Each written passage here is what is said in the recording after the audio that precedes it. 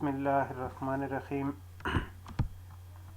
Dear students, आज हम analytical reasoning के बारे में थोड़ा सा डिस्कस करेंगे। ये हमारे एनटीएस के जो टेस्ट होता है, नेशनल टेस्टिंग सर्विस का जो टेस्ट होता है, या जो एचईसी के टेस्ट है, हैट है, हायर एजुकेशन एप्टीट्यूड टेस्ट, तो उनके अंदर ये एनालिटिकल रीजनिंग जो है इसके रिलेटेड क्वेश्चंस आते हैं। तो ये बड़े सिंपल से क्वेश्चंस होते हैं। इनमें हम जो है हमसे क्या वो डिमांड करता है। तो पहले तो बात आप ये ध्यान में रख लें कि ये जो एनालिटिकल रीजनिंग के क्वेश्चन होते हैं, ये सिर्फ कॉमन सेंस को यूज़ करने की, कॉमन सेंस को चेक करने के लिए इस्तेमाल होते हैं। कॉमन सेंस, अब कॉमन सेंस क्या है? कॉमन सेंस है कि कॉमन सेंस एबिलिटी है, ability to show, ability to demonstrate, ability to find out common structure। जो कॉमन स्ट्रक्चर है किसी भी प्रॉब्लम का, ठीक है, वो आप अगर मालूम कर सकते हैं तो इसका मतलब आप में कॉमन सेंस है, ठीक है। यानी ये एक एबिलिटी है जिसमें वो आपसे ये चेक करना चाहते हैं कि कोई भी कॉमन स्ट्रक्चर है, कोई कॉमन किस्म की कोई आपके पास प्रॉब्लम है, ठीक है, और आप अगर उसको अंडरस्टैंड कर सकते हैं तो इसका मतलब है आप में कॉमन सेंस है। तो ये वाले क्वेश्चन कॉमन सेंस चेक करने के लिए यूज होते हैं। ऑफ कोर्स यहाँ पर ये लॉजिक का एक प्रैक्टिकल यूज है, प्रैक्टिकली लॉजिक यहाँ यूज होती है, और कोई ना कोई एक फिक्शनल टाइप का कोई सिनेरियो बेस्ड क्वेश्चंस होते हैं, ठीक है। लेकिन ये याद में रख लें कि ये क्वेश्चंस ऐसे होते हैं कि जिनमें कोई आपके पास कोई नॉलेज, यानी कोई मैथमेटिक्स का, कोई स्टैटिस्टिक का, कोई साइंस के सब्जेक्ट्स का नॉलेज होना आपके पास कोई इतना ज़्यादा मैटर नहीं करता, ठीक है। ऑफ कोर्स अगर होगा नॉलेज कुछ लॉजिक के रिलेटेड सब्जेक्ट्स का, तो वो आपकी हेल्प तो ज़रूर करेगा। लेकिन अगर किसी के पास नहीं है, वो सब्जेक्ट उसने नहीं पढ़े हुए, तो इसके बावजूद भी वो ये प्रॉब्लम सॉल्व कर सकता है, क्योंकि ये कॉमन सेंस को चेक करने के लिए जो है ये प्रॉब्लम डेवलप किए गए हैं।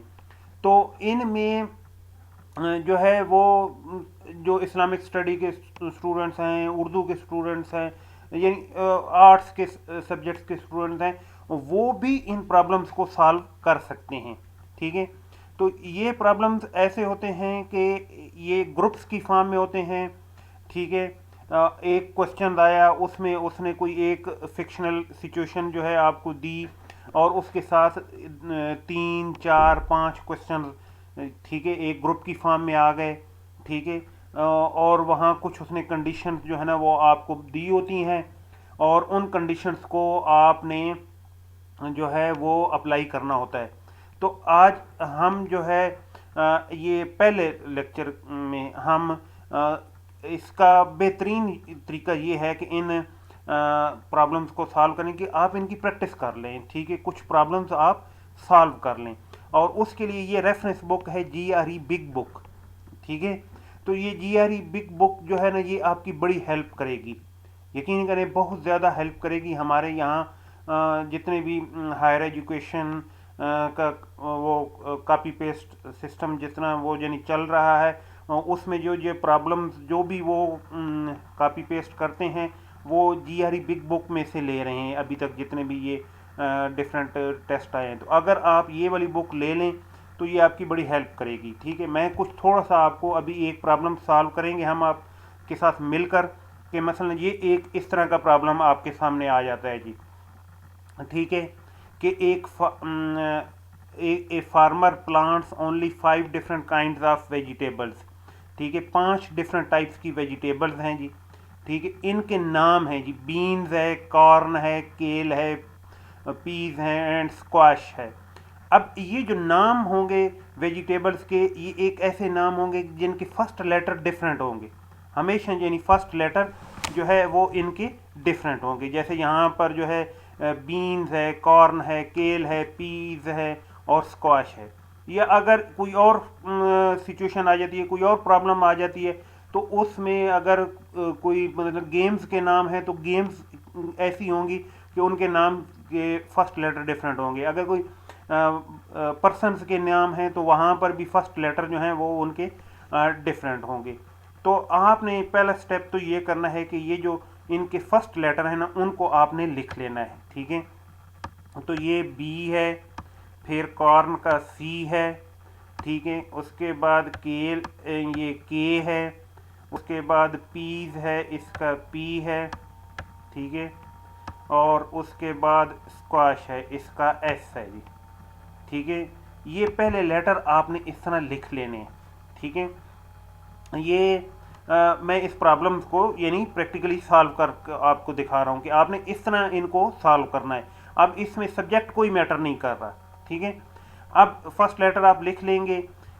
ये ज़रूरी नहीं कि जो जिस वे से मैं कर रहा हूँ कि यही वाला मेथड आप कोई और भी यूज़ करें, क्योंकि कॉमन सेंस को चेक करने के लिए ये यूज़ किया जा सकता है। तो मैं आपको एक वो वेला वे बता रहा हूँ कि जिसमें ये ज़रा इजी हो सकता है, ठीक है।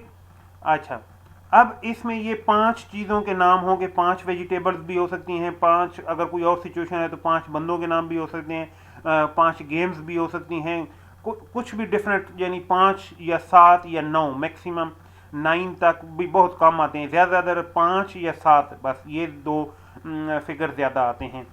5 होंगी चीज़ें या 7 चीज़ें होंगी, ठीक है। मैक्सिमम यानी ये ज़्यादा क्वेश्चन आते हैं 5 और 7 वाले, 9 वाले कम ही आते हैं, ठीक है। फिर every year the farmer plants exactly 3 kinds of vegetable. अब इसमें ये जो वर्ड है एग्जैक्टली, ये आपने यानी इसे ध्यान में रखना है कि एग्जैक्टली का मतलब ये है कि वो 3 ही हो सकते हैं, 3 से कम नहीं हो सकते, 3 से ज़्यादा नहीं हो सकते। तो ये इस तरह के जो वर्ड्स होंगे एग्जैक्टली या मस्ट बी, ठीक है। तो इनको आपने इनके ट्रू जो मीनिंग्स हैं, जो इनके लिटरल मीनिंग्स हैं, बस आपने उन्हीं में इनको लेना है, ठीक है। इनको चेंज नहीं आपने करना। तो एग्जैक्टली 3 काइंड्स ऑफ वेजिटेबल्स हैं जी, 3 किस्म की वेजिटेबल्स उसने हर साल जो है वो प्लांट करनी होती हैं। तो ये आप इधर बेशक 3 अपनी यानी आपने आपको याद कराने के लिए ये 3 साथ इस तरह लिख लें कि ये 3 वेजिटेबल उसने। और वो ये आगे रिस्ट्रिक्शंस हैं, ये रिस्ट्रिक्शंस जो हैं इनको अब आपने शार्ट करके लिखना है। पहली रिस्ट्रिक्शन है if the farmer plants corn, जब ये कॉर्न प्लांट करेगा तो the farmer also plants bean that year, तो उसी साल साथ बीन भी प्लांट करेगा, ठीक है। तो ये साथ आपने बी इस तरह लिख देना है, यानी जिस साल कॉर्न आएगा, ये एरो लगा के भी लिख सकते हैं या इक्वल का साइन या कोई भी सिंबल आप, बस ताकि आपको पता हो कि यार ये दोनों जो है ना वो इकट्ठे उस साल उसने प्लांट करने हैं, ठीक है।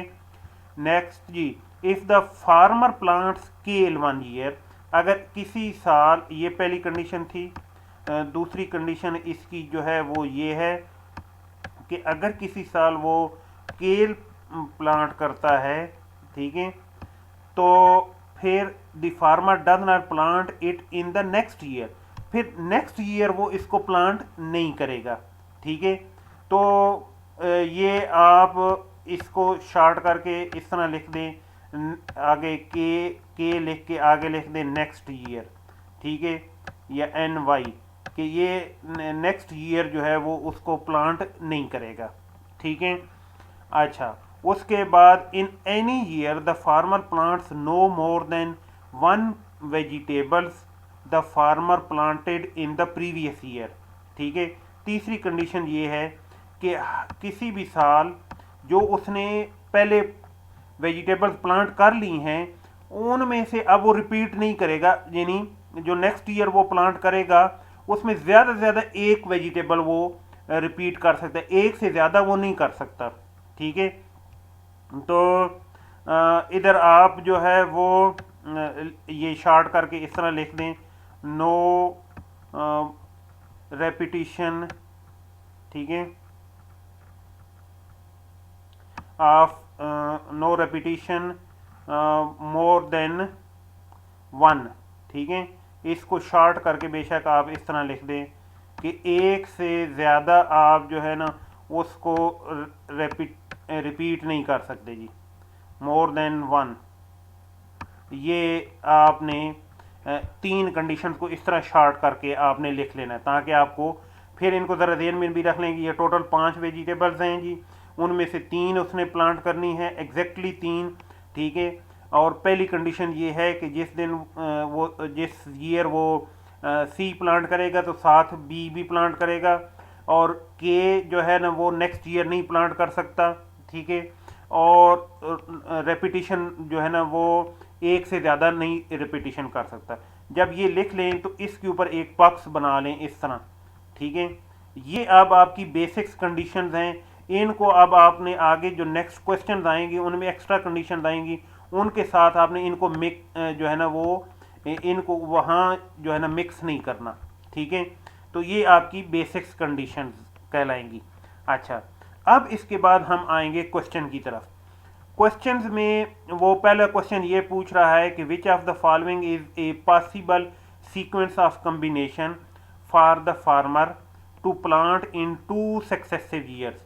2 सक्सेसिव ईयर्स हैं जी, ठीक है, कि ये एक फर्स्ट मतलब 2019 में इसने लगाई, फिर 2020 में, ठीक है। सक्सेसिव का मतलब ये है कि वो एक साल है, फिर नेक्स्ट उसी के साथ मिला हुआ अगला साल है, यानी तो 2 सक्सेसिव ईयर्स हैं।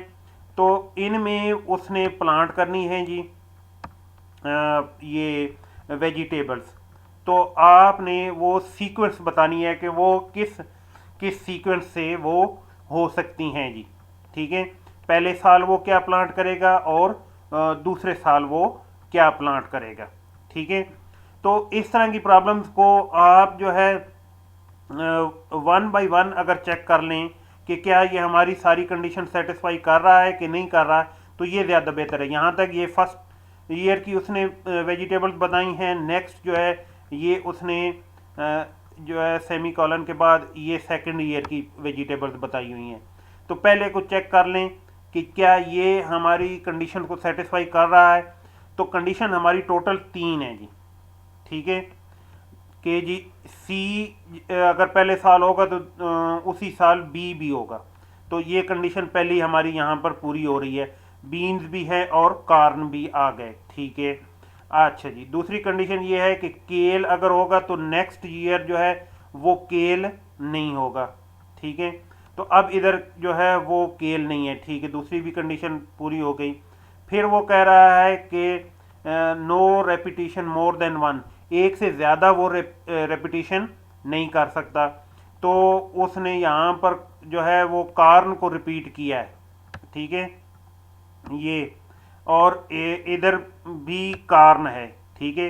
तो रेपिटिशन एक है, ये तीसरी कंडीशन भी पूरी हो गई। लेकिन एक कंडीशन यहाँ दूसरे साल पूरी नहीं हो रही। वो क्या है कि जब कार्न आएगा तो साथ बीन भी बी भी आएगा, वो नहीं है यहाँ पर, ये दूसरे ईयर में वो पूरी नहीं हो रही। लिहाजा ये हमारे ऑप्शन ए नहीं हो सकता जी। अच्छा जी, ऑप्शन बी पे आ जाएं। इसमें जी बीन है, कार्न है, ठीक है, पहली कंडीशन पूरी हो गई। केल यहाँ है ही नहीं, ठीक है। और अब जी ईज है। अच्छा, अब दूसरे साल इसने रिपीट किया बीन्स और कार्न, ये तो 2 रिपीट हो गए दूसरे साल। हालांकि वो तीसरी कंडीशन ये कहती है कि एक से ज़्यादा रिपीट आप नहीं कर सकते, लिहाजा ये भी कंडीशन नहीं हो गई, ठीक है। आप जी सी पे आ जाएं जी। सी पे हमारे पास बीन्स हैं, पीज हैं और स्क्वाश है, ठीक है।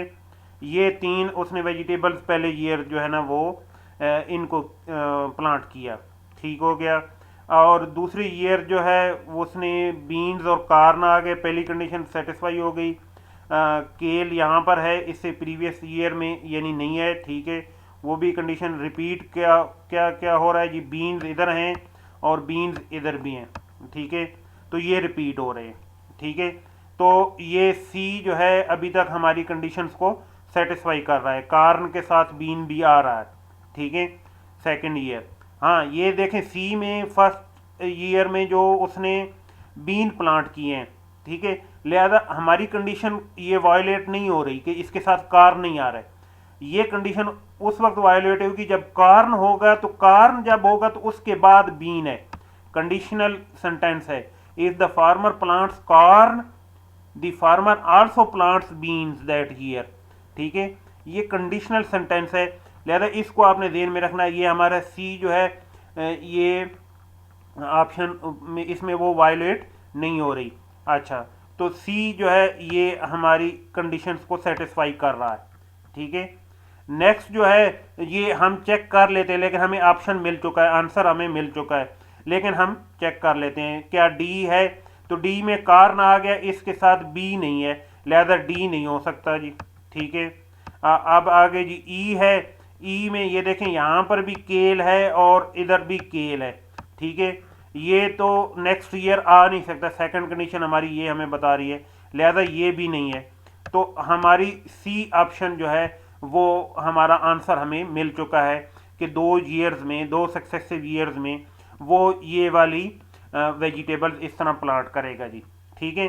अब इसी के ऊपर बेस करता हुआ यही जो क्वेश्चन है, इसी पर बेस करता हुआ एक और क्वेश्चन उसने दे दिया, मतलब वो ये क्वेश्चन है जी कि if farmer plants beans corn and केल इन द फर्स्ट ईयर, ये पहले साल उसने, ये एडिशनल कंडीशन है जी, ये उसने जी बीन आपको दे दिया, कार्न दे दिया और केल दे दिया, ये फर्स्ट ईयर में उसने ये 3 प्लांट की, ठीक है। विच of the following combination must be planted in the third year, तीसरे साल कौन सी होगी जी, ये फर्स्ट ईयर में है, फिर इसके बाद सेकेंड ईयर आएगा, फिर थर्ड ईयर की आपने बतानी है, ठीक है। अच्छा, अब इसकी बेस को, इसको बेस बना के आपने सेकेंड ईयर की लिखनी है। अब यहाँ पर हमारे पास जो है वो फर्स्ट ईयर में ये बीन है, कार्न है और केल है, ठीक है।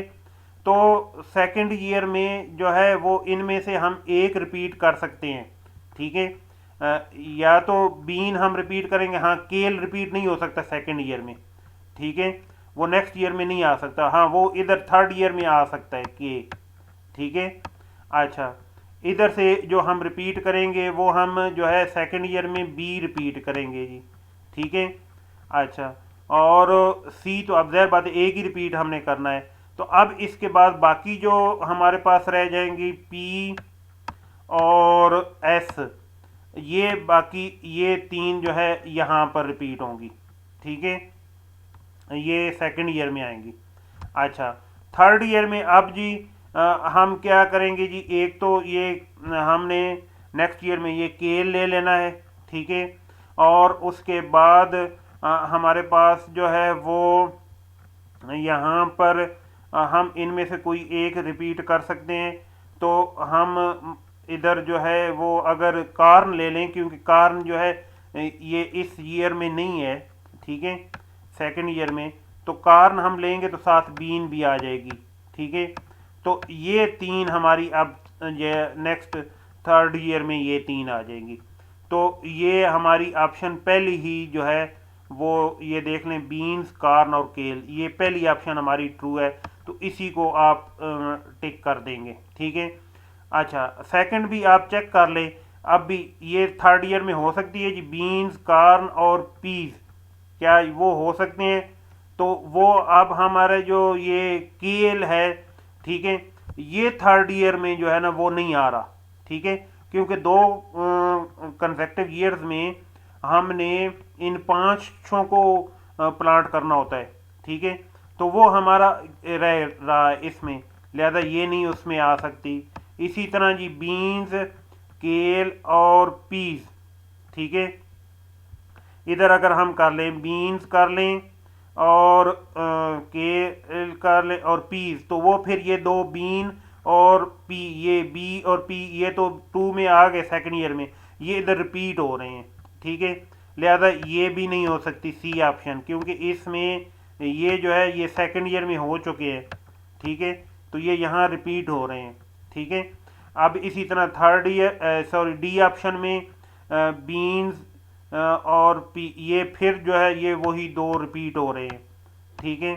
और उसके बाद लास्ट में जो है ये है केल और पी और एस, यहाँ पर पी और एस ये दो रिपीट हो रहे हैं, ये पी और एस ये अब थर्ड ईयर में ये नहीं आ सकते, ठीक है।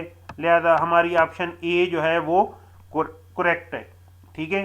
तो ये इस तरीके से आपने ये एनालिटिकल रीजनिंग के रिलेटेड जो क्वेश्चन हैं वो आपने करने हैं, ठीक है। इनमें अगर कोई डिफ़िकल्ट वर्ड आ जाए, जैसे यहाँ पर आपको ये केल का मीनिंग नहीं पता या स्क्वाश का मीनिंग नहीं पता, तो वो कंफ्यूज होने की ज़रूरत नहीं है, ठीक है। उसमें कोई कंफ्यूज आपने नहीं होना। वो जो है वो आपने प्रॉब्लम को उस वर्ड के मीनिंग में नहीं जाना, बस इसी तरह आपने उसको सॉल्व कर लेना है। इस तरह उस मुश्क डिफ़िकल्ट वर्ड अगर कोई आ जाए तो उससे कोई आपको परेशानी की ज़रूरत नहीं है, ठीक है। तो वैसे ये वर्ड ये जो वेजिटेबल है ये मैंने गूगल की है, तो मुझे कोई इस तरह की वेजिटेबल मिली है। ये कोई बंद गोभी टाइप की कोई ये वेजिटेबल है, इसको जी केल कहते हैं, पता नहीं पाकिस्तान में ये इसको क्या कहते हैं वो मुझे नहीं पता। और स्क्वाश जो है वो इस तरह के जो है वो कद्दू को जो है ना वो कहते हैं, ये मुझे गूगल से ये मिला है, इस तरह के कद्दू को स्क्वाश कहते हैं, ठीक है। तो ओके, थैंक यू। आपको ये उम्मीद है कुछ इसका बेसिक समझ आ गया होगा। अब नेक्स्ट लेक्चर में मैं इसकी कुछ और प्रॉब्लम सॉल्व करके जो है वो अपलोड करूँगा। तो आप इंशाल्लाह ये जो एक सीरीज़ ऑफ लेक्चर्स है, इसमें इन प्रॉब्लम्स को जब ज़्यादा ज़्यादा आप सॉल्व करेंगे तो आपके लिए ये एनालिटिकल रीजन के क्वेश्चन जो है ये कोई मसला ही नहीं रहेंगे, ये बड़े सिंपल हो जाएंगे। Thank you very much. अल्लाह हाफिज़। अल्लाह आपको कामयाब व कामरान करे।